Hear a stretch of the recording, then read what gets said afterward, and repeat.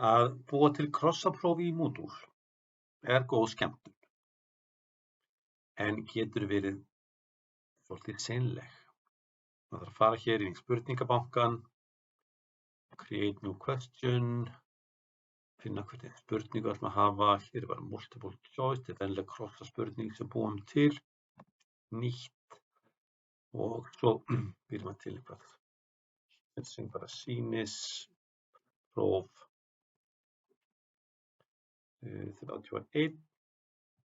Svo þurfum við að koma í dagskrá spurningarinnar, kom bara búið til einhverja klassíska gamla gátu. Hvað hét hund þinn Karl sem í Afdölum bjó? Nefndi ég hann í fyrsta orði, þú getur hans aldrei þó. Þetta er nú svona gáta sem margir kannast við. Og svo þurfum við að gera svörin. Það ætla bara eitt svar.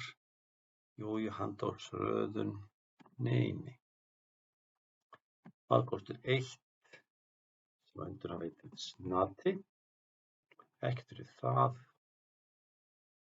Valkostur 2, lappi. Valkostur 3, látum að heita Höskuldur, það var bara gott hundsnafn. Og svo valkostur 4, Hvatur. Því að Hvat nefndi Karl hund sinn, hundur hét Hvatur, og hér fara þá 100%. Við þetta síðan þurfum við að vista breytingarnar, svona klassísk krossaspurning með 4 möguleikum, og vista, og hér er spurningin komin og komin í spurningabankann. En það eru aðrir möguleikar til þess að búa til svona krossapróf og sem ég ætla að sýna hvernig er gert.